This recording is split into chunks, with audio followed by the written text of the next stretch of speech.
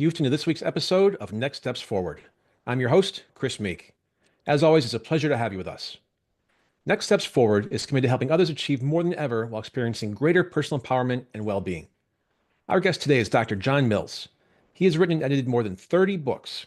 His latest, End of the World, is a warning to businesses, elected officials, and the rest of us about the dangerous precipice we are careening toward. And it's a call for the only things that may save us: reason, logic, common sense, scientific inquiry, empirical reality and truth, civility, and prudence. Everything should be like that, right, Jon? Huh. Dr. Mills is a philosopher, psychoanalyst, and clinical psychologist. A resident of Ontario, Canada, he is also an honorary professor at the University of Essex, on the faculty at Adelphi University, and a supervising analyst at the New School for Existential Psychoanalysis. Dr. Jon Mills, welcome to Next Steps Forward. Thank you, Dr. Meek, for having me on. Thanks for your time, Jon. Really appreciate you being here. So let's get right into it. The end of the world isn't a topic you'd expect for a podcast dedicated to personal empowerment and well-being, but it's one that's important to discuss. So again, let's dive right in. What inspired you to write End of the World? Well, it's a topic I was thinking about for the last 25 years or more. Um, but, having lived through a doubling of the world population and then witnessing the deterioration of our environments, when the pandemic hit, I decided this was motivation to finish my little pet project. So that gets the credit. Only takes a global pandemic to finish a book. Exactly. In your prologue to your book, you say, we all have the need to find enemies. Would you elaborate on that, please? Well, as a psychoanalyst, I don't have a rosy outlook about human nature.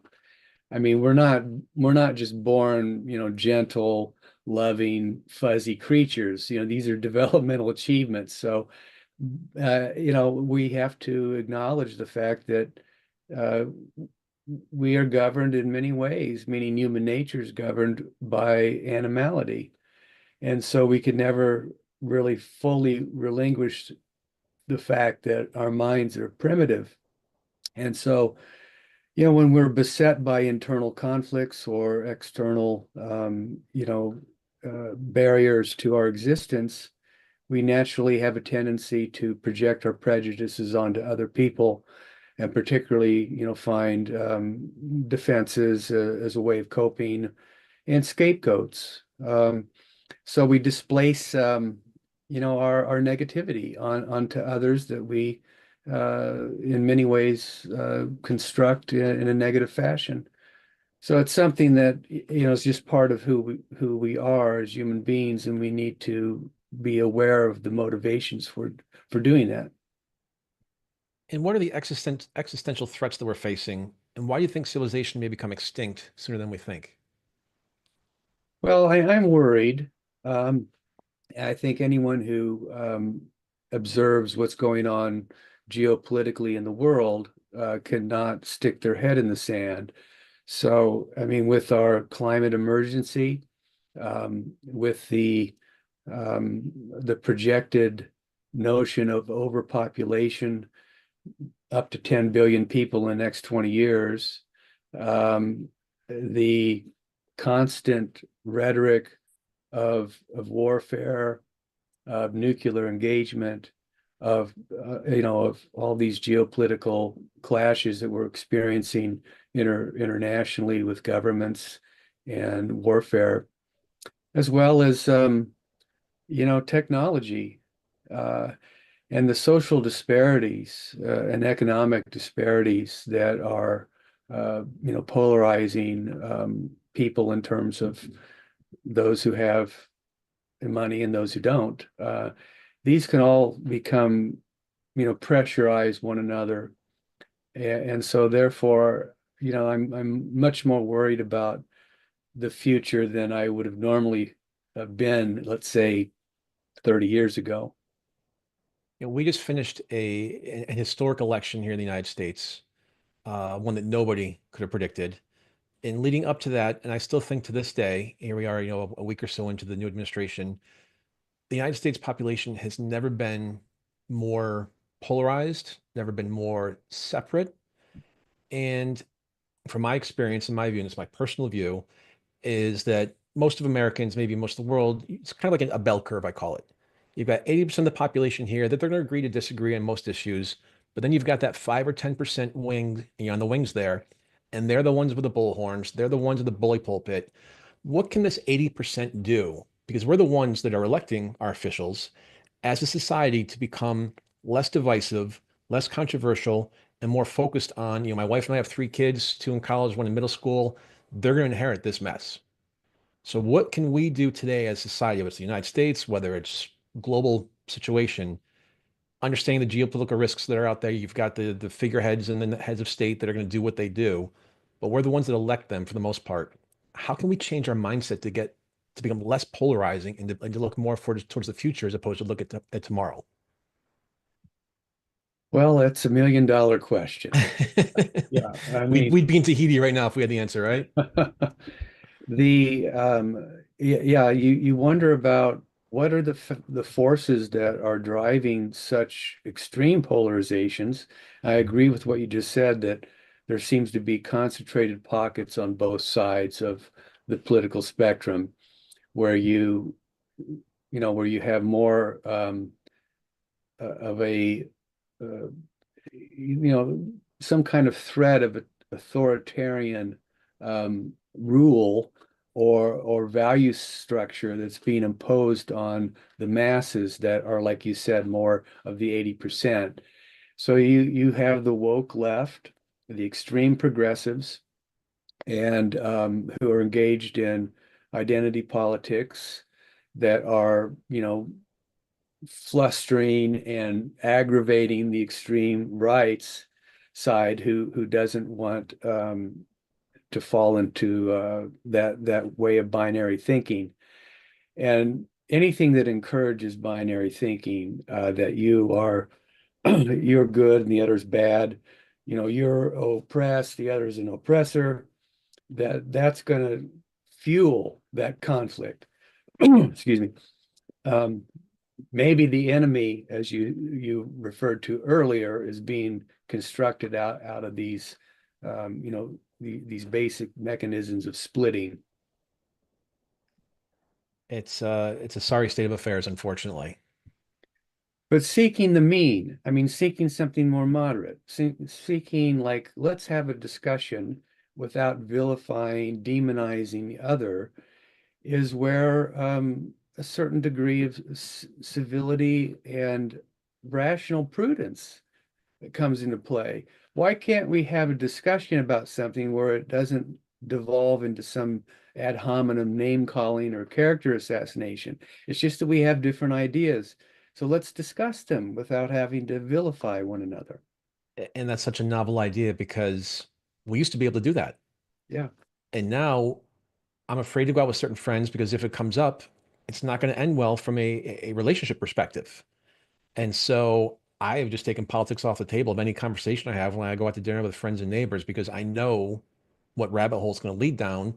And my friendship and relationship with them is much more important to me than my political beliefs. And it's a sad state that we can't express our political beliefs now because it's so divisive and a lightning rod. Yes, I guess it depends on what kind of friends one has. Fair point. Yeah, I Uh, mean, they've not got their not own views and they're not entitled to all those. not all friends are able to tolerate ambiguities and need to have sides that are clearly demarcated. And when this is the case, it's like, okay, well, let's agree to disagree, and we won't ruin the evening. Maybe as a follow-up to this conversation, as individuals, it feels like our ability to make an impact is pretty insignificant. And if that's right, what's the motivation for us to keep trying or even get out of bed in the morning? Well, I mean, um, if we look at life in such bleak terms, I mean, then you've really, failed to really examine the beauty of living. Um, I, like we have personal relationships and ideals and values and life goals, and greater purpose and meaning to our lives that we have to, become mindful of every day to stay attached to that.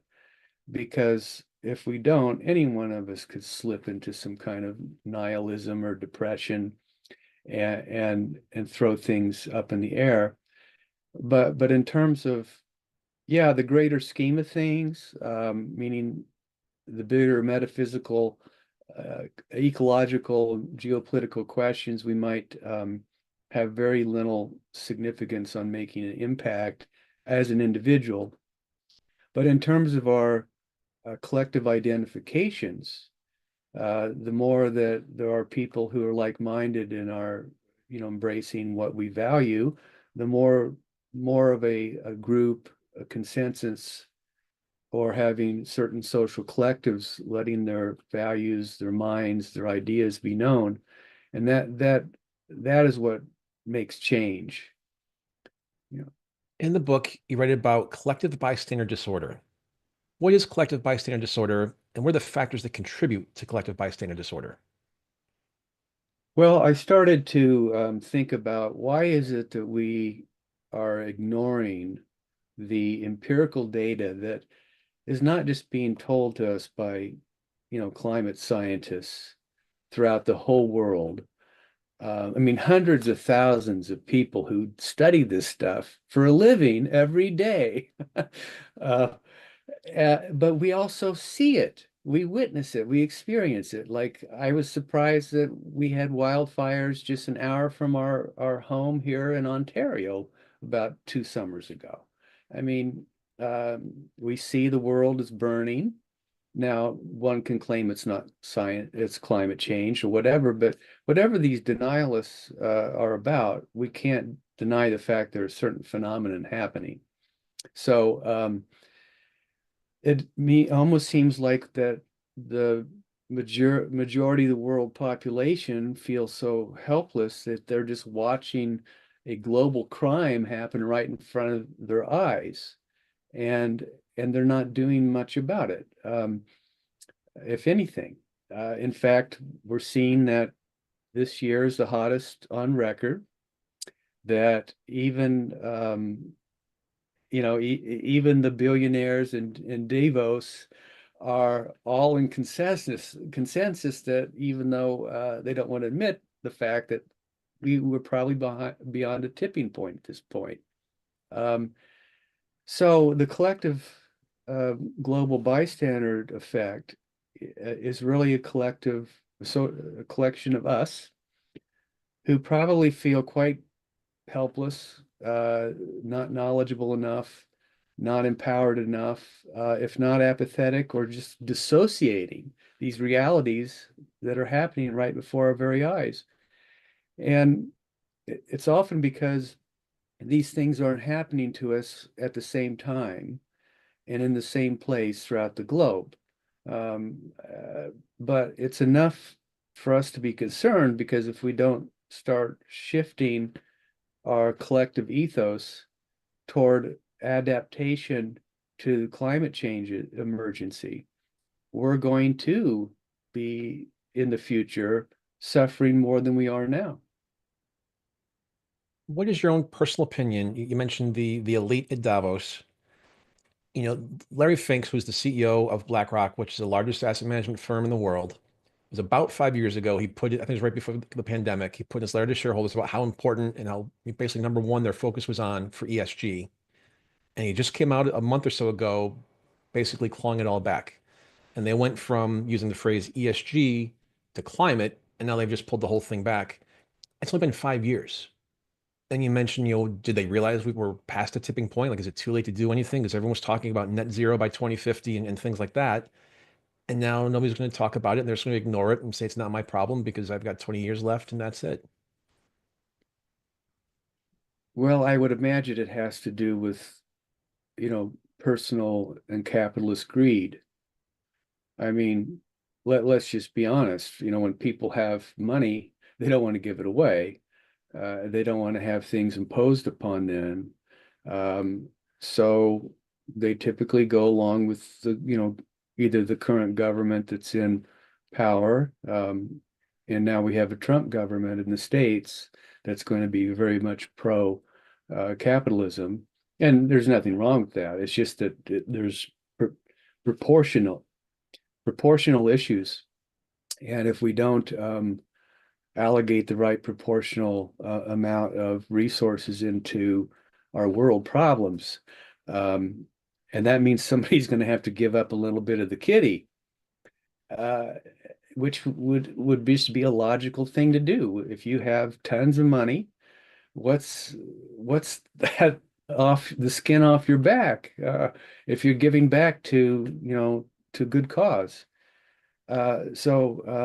Unfortunately, that's again goes back to human nature. When I have something, I don't want to give it up. It takes a certain, it takes a certain cultivation of personality, and like yourself, being, a philanthropist, giving back to people, to humanity, and not everybody has that, in their psyche. My mother used to use the phrase, we can't change the world around us. I'm sorry, we can't change the world today, but we can change the world around us. And that's sort of become my ethos and my North Star. And I just try and share that with as many folks as possible. And you're right, I've got the money and it won't be my problem. So we'll just move on. And to your point, also, it's going to be ultimately, I think at the end of the day, is they have to report to the shareholders. And if their performance is lacking because of their concentration in something else, whether it's ESG, whether it's climate, whether it's DEI, you're going to see that, and the shareholders will revolt. There'll be activists, and all to your point comes down to the bottom dollar, and that's unfortunate that that's where we are today. Mm-hmm. Mm-hmm. What are the consequences of collective bystander disorder in society, especially in times of global crises like climate change or humanitarian conflicts? Um, yeah, I'm sorry. Can you Yes. repeat it? What are the consequences of collective bystander disorder on society, and especially in times like now of global crisis with climate change and humanitarian conflicts? Okay, so well, the consequences are we're seeing them. That you're by people not speaking out, taking a stand on their values, on electing officials into whether it be, the government, um, uh, people in political power, to make decisions for social collectives' values. The consequences are going to be quite dire. I mean, again, I'm predicting in my book, if things aren't handled relatively soon, we're going to see the possibility of societal collapse in various pockets throughout the globe. And if that happens, entire infrastructures will collapse, economies will collapse, and the nature of globalization will be affected.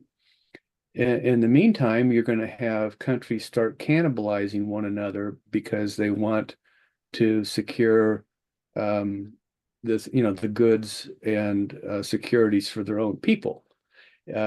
So whatever nation puts their own people first is going to then want to do whatever they can to claw back as much resources and money for them, and it's going to set off probably some kind of interaction effect. And then if you've got more people on the planet, I mean, billions more people, let's say in our lifetime, you have 2 more billion people, you can have 10 billion people, you have all these individual needs, strivings, and you know, anxieties, mental health issues in general, standard of living, everything could potentially implode. Who can afford a house today now in North America, for let's say the youth? Um, so let alone what the world masses could bring about. If you have food or water scarcity, you're going to have less land, which we need to live, to produce food. Who knows what could happen? I mean, especially if you get some rogue actors that start playing around with nuclear weapons, it could be a really, bad scenario. And let's not, be an ostrich and stick our head in the sand. Let's tackle this stuff. Not to mention, AI that's out of control. Who knows what could happen with misinformation, with the manipulation of the masses, with technologies.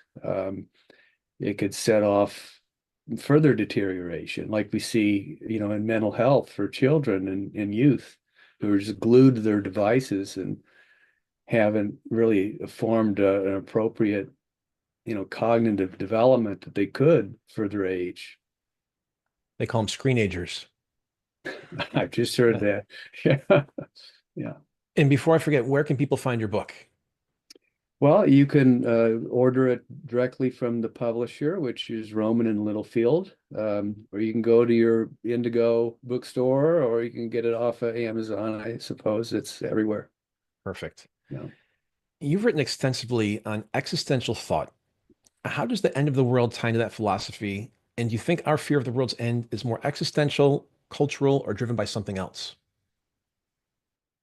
Well, it could be a combination of many motives and factors. But, when you think about the end, I mean, the existential tradition is really about actualizing your your freedom. It's about coming into being as a free agent who chooses how one wants to live one's life. And and when you realize that you're not going to be here forever and that we have an intimate relationship of our being toward death, that means that every single choice you make every day is that much more significant. And when people realize they've been wasting their life, they're doing things that are meaningless, that are rote, that are just what they've been told or conditioned to think they should be doing. They feel helpless, or that life is meaningless. That's a motivation that you could live your life differently. You could take different routes of how you want to um, you know to enjoy living while you still can. So I think this is all intimately connected. It's connected from a personal, psychological perspective, from a greater social or cultural one, as well as a greater need for spiritual connection. Ultimately, when we get closer to especially as I'm getting old, that stuff matters much more to me now than it did when I was a kid. So And we will get to that. What message does End of the World have for government and business leaders? it it means that anyone in a position of authority, whether it be politicians or the people we elect into our governments, um, they have a responsibility to the people they serve. And that means that they have to be honest with themselves and not just, spew out nonsense that they think that the public wants to hear simply because they're worried about their reelection campaigns. I mean, how many people are truly authentic in political offices? Very few. And when they are, they can be polarizing, like Donald Trump. But nevertheless, you see what you get. Um, I think we need people to embrace these messages from the book, and in terms of business as well. I mean, why can't you be thinking about the greater, ethos of the society that you live and contribute to? So I'm hoping this can be something that people start to think seriously about. I went to Syracuse for my undergrad and graduate school, the Maxwell School for Citizenship. And in the lobby, there's a statue of George Washington. And on the wall behind him, etched in the wall, is the Athenian Oath, which basically says, leave the city state greater than you found it. What can we do to change that? Because that's not happening right now. Again, a Well, million dollar question again. yeah, I guess it's very difficult for me to speculate on how a collective mind can get together and operate in a cooperative fashion. Um, but we are a collection of individual minds that have our own ability to think critically, to introduce values and ethical responsibility to whether it be the planet, to our citizenry, to our neighbors, and um, there can be a lot more done on that individual level that could lead to a collective identification of people who want to say, this is what we want, this is what we need, this is what we're willing to give our money toward, or our taxes toward, or whatever it may be. So the more people let their ideas be known, the less self-censorship, even around, like you said, you go out for dinner and I have to self-censor what I want to say because I don't want to alienate my friend. But these are difficult conversations that I think are important to have. Even and if you're on the, I mean, if you start off by saying, listen, we don't have to agree about things, but let's have a discussion. And it's not personal in the sense that I'm going to attack you if you happen to have a different point of view, but let's have a dialogue. And who knows, that might lead to something that you were, just didn't expect or didn't know. And so that's I'm all about that. You have to have an open dialogue. Despite the title, End of the World is all gloom and doom, or is there a thread of optimism and resilience in there? If there is not a sense of optimism or resilience, one has to make it. I mean, because if I'm asking people, I want you to imagine the future where it's too late. Uh, and here we are, it's too late.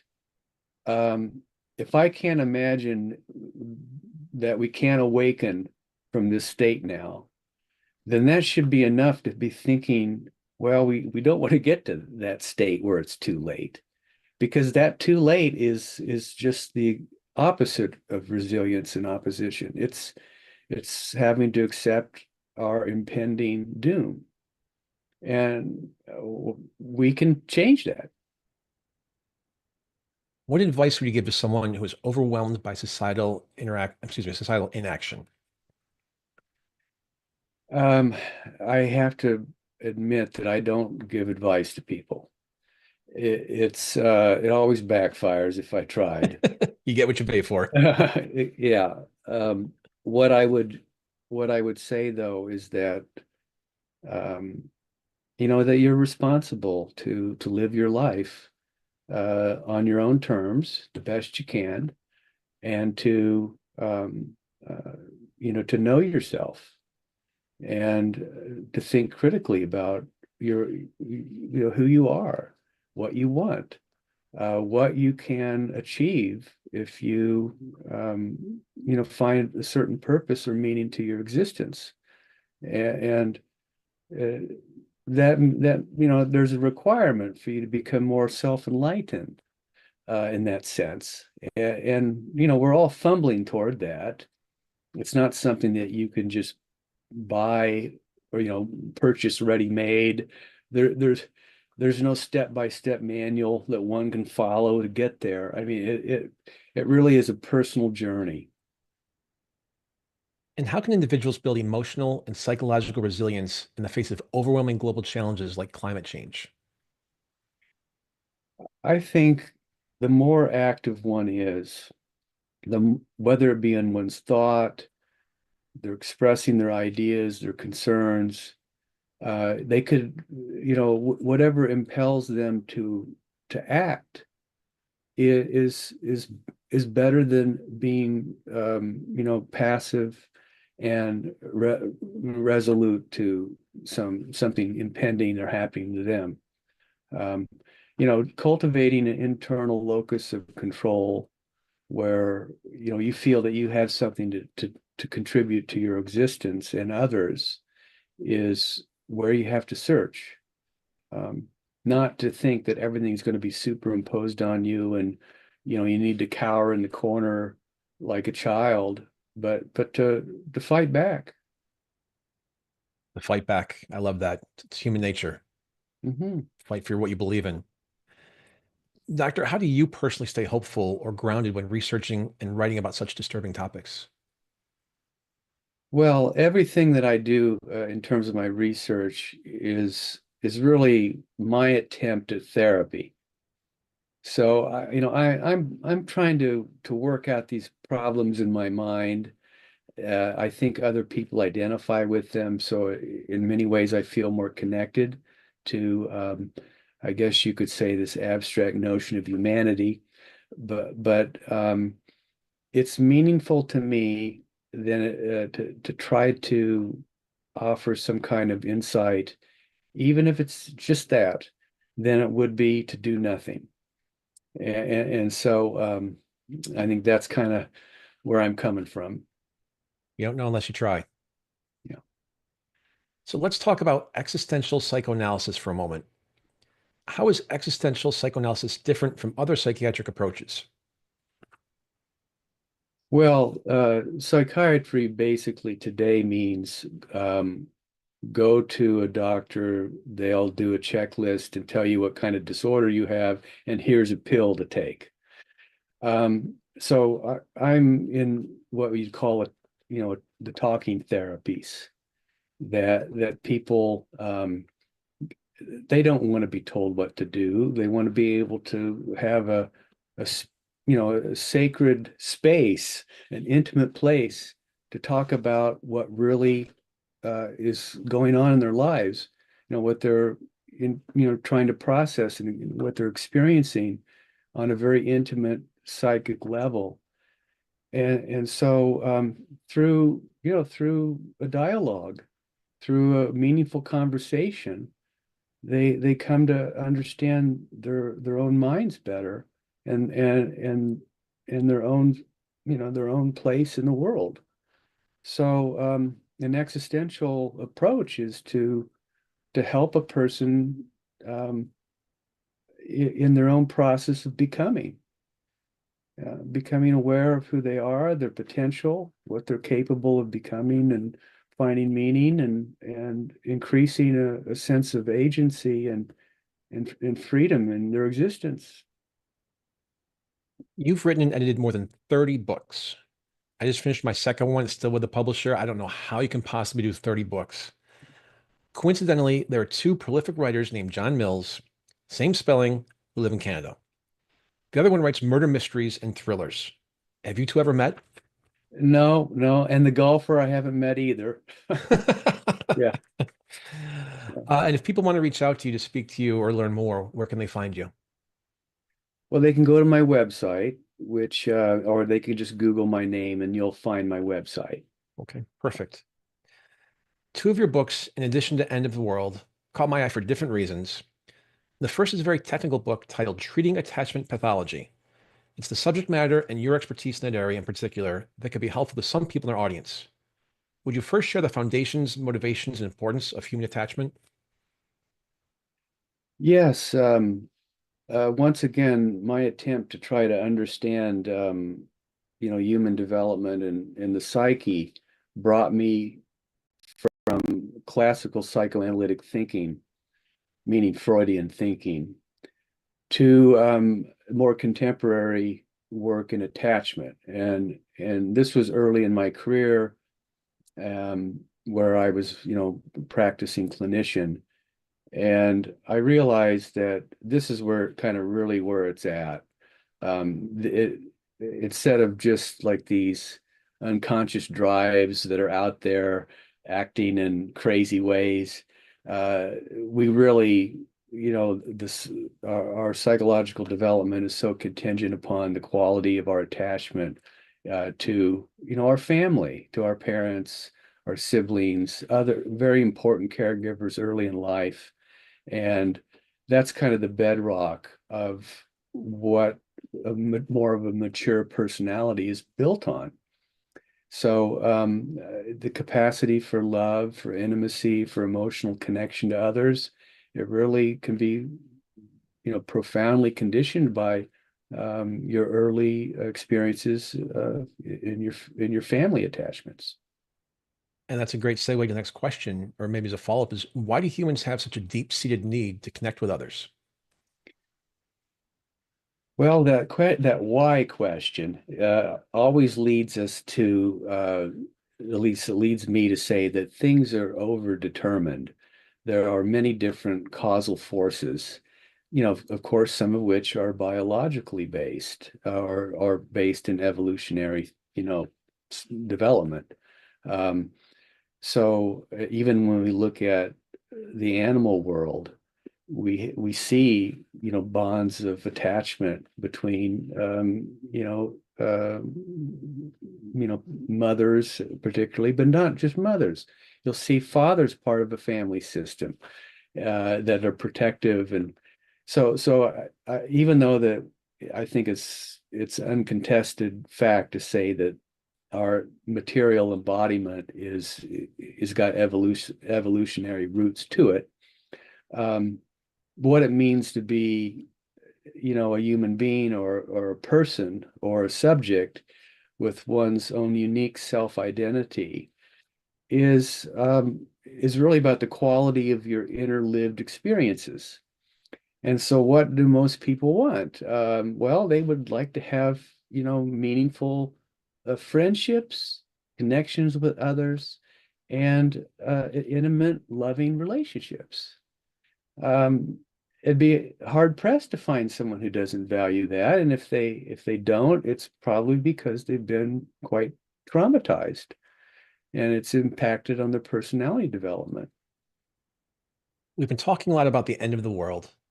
How does human attachment contribute to resilience in times of crisis and adversity? Well, it has so much to do with it because if one doesn't have a sense of the connection and a loving, empathic, um, you know, uh, unity, so to speak, with another human being or the family unit, then they don't have the internal resources to fall back on to help them, self-soothe, calm themselves, regulate their affects or internal anxiety states, and it impacts on their ability to feel at home in their own body. Yeah. And we touched on this briefly before. In a digital age where relationships often happen online, has technology influenced human attachment? Yes, you would have to conclude that it has. Whether it's been good or bad, is, I suppose, open to interpretation. But um, there are many good things about technologies. I mean, we can't deny that. I mean, look how we've advanced in terms of our ability as civilizations, information exchange, advances in medicine, etc., all through technological revolutions. But it's also led to a number of pathologies.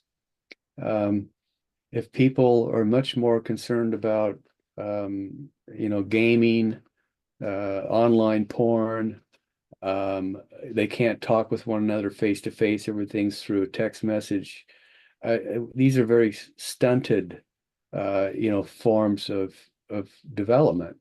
I mean, um, it's shocking to see how immature youth are today, how unready they are for the world, whereas people of our era and age we didn't grow up with the internet. We didn't have a cell phone when we were in, junior high. I didn't even get a cell phone until, 5 years ago, and I don't even use it. It's there if I need to call somebody. I ran a business without having one of these damn things, so I don't want to have it. But I can see the world. I have to grow up. My wife reminds me I can't live in the Stone Age here. Um, So, yeah, it's concerning whether or not it's leading to its own social pandemic among youth. Um, but there is nothing more irritating than when you're out with people and they're more worried about their phone than talking to you over dinner. Absolutely agree. And that's what spouses are for, to keep us in line, right? Well, and to your point about, the social interaction of the younger generation, when the pandemic hit, my wife and I had one child in high school, one child in middle school, one child in elementary school. And so I remember sitting at the dining room table next to my son. He's on his iPad, I'm on my laptop, and he's doing his math lesson, and I'm having a meeting. And he was 7 years old at the time. Wow. And I'm curious to see, and it's going to be a Harvard Business School case study 10 or 20 years from now. But to your point, how that generation, that sort of, three people from a developmental perspective, both personally, mentally, all of that. I had a big focus on mental health going into COVID because I could kind of see the world starting to crack. Mm, And now we're seeing that tsunami, I'm calling it, of mental health crises. yeah. And the one positive thing of COVID was it actually put a spotlight on mental health. And by that, I mean, it made it more, it's okay to not be okay. It made it much more open to talk about, have a dialogue, and not just sort of bury it and swallow it. And to your point, go see your therapist and take a pill for it. So Mm, just my 2 cents, but I completely agree with your viewpoint in terms of how this younger generation, the Gen X, I guess they are, what they're going to look like, or Gen Z maybe, um, going forward. You touched earlier on spiritual beliefs. How do spiritual beliefs or practices interact with our need for attachment? well, I mean, I think that people depends what we mean by spiritual, but if we mean it in traditional Judeo-Christian way, that God becomes an attachment figure, where we have a meaningful personal relationship with an ideal being. Uh, but it also can expand a notion of consciousness that we feel much more connected to a greater whole, or the greater processes of the universe, so to speak. And people are seeking that, I believe. You can't really, it's hard to deny, even if one's completely, not religious, if they're an atheist like myself, who, even though I don't believe in a supreme being, doesn't mean that I don't have, um, a spiritual urge, a need, a religious instinct that's not been activated. And I think we ultimately are seeking numinous experiences. So, um, it getting back to the attachment question, it's kind of broadens or expands our minds to think that we're part of a greater, you know, whole. And maybe as a follow-up to that, what strategies do you think are most effective for fostering resilience and a sense of well-being without relying on religious faith? Well, there are many, I mean, many different people who, um, practice. I don't practice really anything other than um, my own self meditations.